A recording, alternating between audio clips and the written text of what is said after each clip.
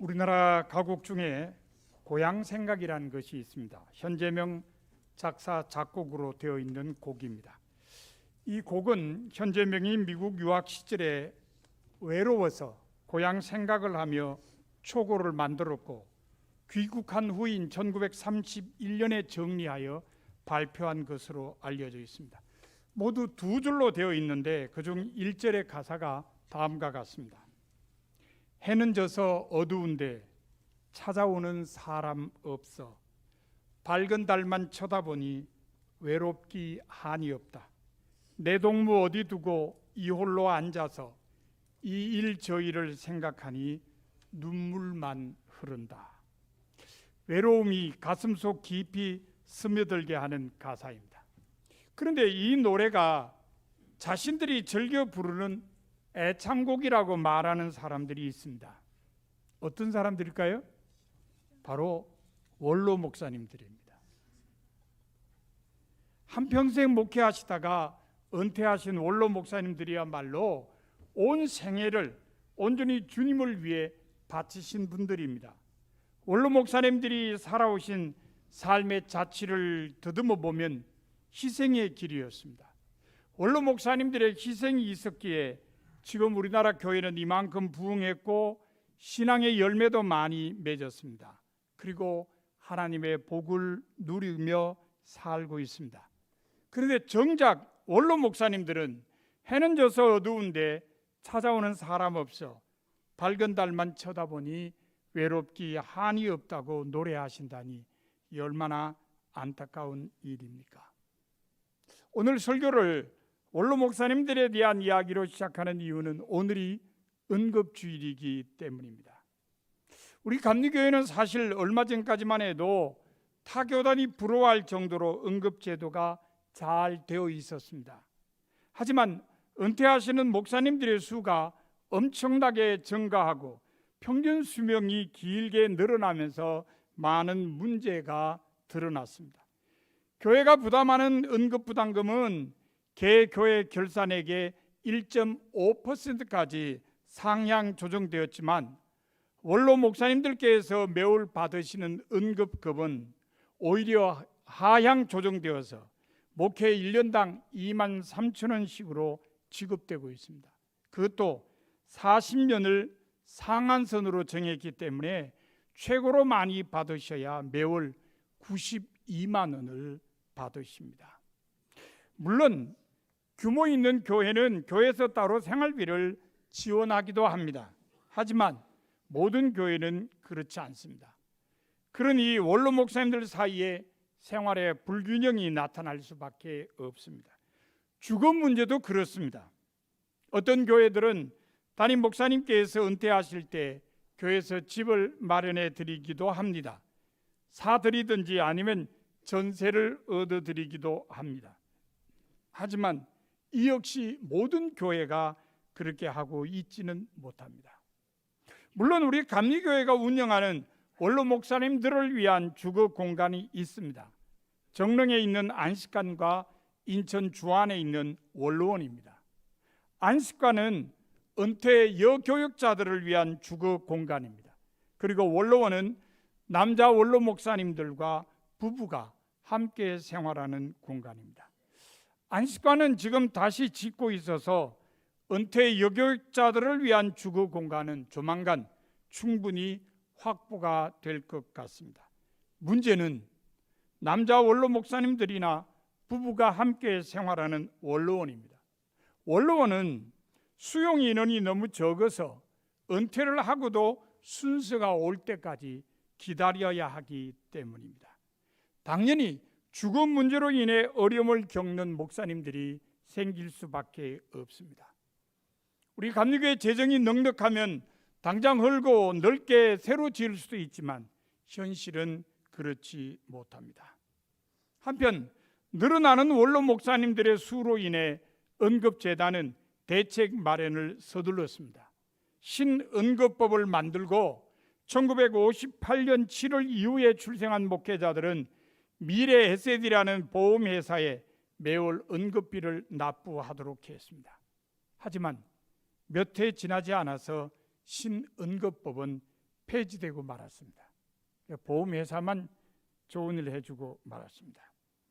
수년간 계속된 언급에 대한 여러 가지 주장과 논의에도 불구하고 원로 목사님들에게 달라진 것은 아무것도 없습니다. 여전히 주거 문제와 생활비 문제로 고민하며 기도하고 계십니다.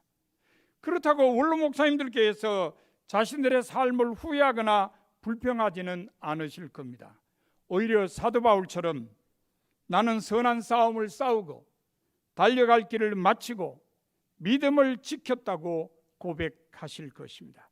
목회는 그분들의 사명이었고 은퇴는 사명의 완수이었기에 그분들은 보람으로 사실 것입니다. 저는 지금 원로 목사님들의 심정이 노인과 바다에 나오는 샌디에고라는 노인의 심정과 같지 않을까라고 생각합니다.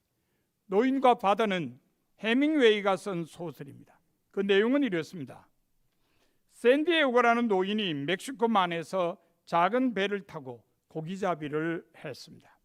그런데 84일 동안 날마다 고기를 잡으러 나갔는데 고기를 한 마리 잡지 못했습니다.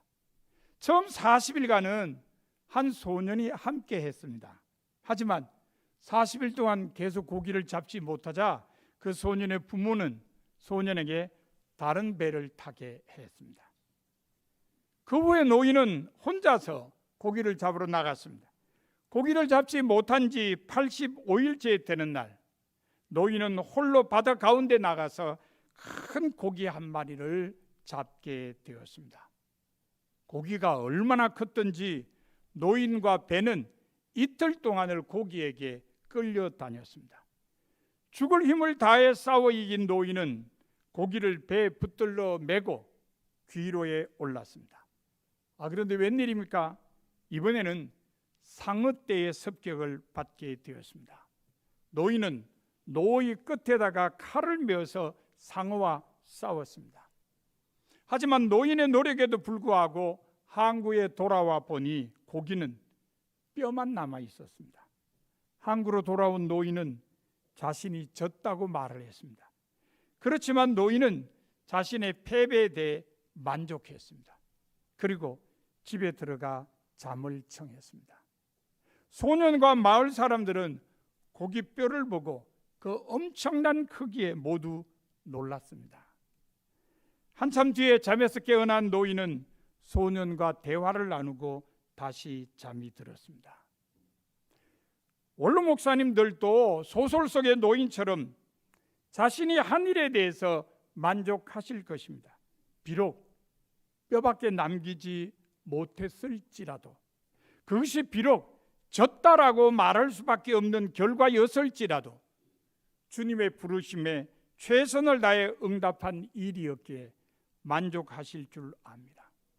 그러므로 우리는 원로 목사님들의 수고를 기억하고 인정하며 감사해야 합니다. 그분들이 남들보다 잘 먹지 못하면서도, 남들보다 잘 입지 못하면서도, 남들보다 잘 쉬지 못하면서도 주님께서 주신 사명을 감당하기 위해 최선의 노력을 다하신 것에 대해 박수를 보내야 합니다. 그뿐만 아닙니다. 그분들의 수고로 우리의 믿음이 자라났음을 기억해야 합니다. 오늘 본문에서 바울은 분명하게 말하기를 그리스도 안에 1만 스승이 있어되 아버지는 많지 아니하니 그리스도 예수 안에서 내가 복음으로서 너희를 낳았음이라고 했습니다. 자신이 바로 복음으로 고린도 교회 성도들을 낳은 아버지임을 강조한 말입니다. 그렇습니다. 목회자들은 영혼의 부모입니다. 복음으로 성도들을 낳은 부모인 것입니다. 그러므로 모든 자녀가 부모에게 하는 것처럼 원로 목사님들의 수고를 기억하고 인정하며 감사해야 합니다. 감사하는 방법은 다양합니다. 그분들을 위해서 기도하는 것도 감사해야 한 방법입니다. 자주 안부를 묻는 것도 감사해야 한 방법입니다. 찾아뵙고 인사를 하는 것도 감사해야 한 방법입니다. 감사의 마음을 선물에 담아 드리는 것도 감사해야 한 방법입니다. 중요한 것은 우리가 할 수 있는 방법을 찾아서 행하는 것입니다. 그것이 영혼의 부모에게 해야 할 일입니다. 사랑하는 성도 여러분, 여러분은 복음으로 여러분을 낳은 부모인 원로 목사님들에 대해 얼마나 많은 관심을 가지고 계십니까? 오늘 하나님께서는 여러분에게 원로 목사님들의 수고를 기억하고 인정하며 감사하라고 말씀하십니다. 그리고 여러분이 할 수 있는 감사의 방법을 찾아 행하기를 기대하십니다. 여러분 모두 원로 목사님들의 수고를 기억하고 인정하며 감사하는 성도가 다 되시기를 바랍니다.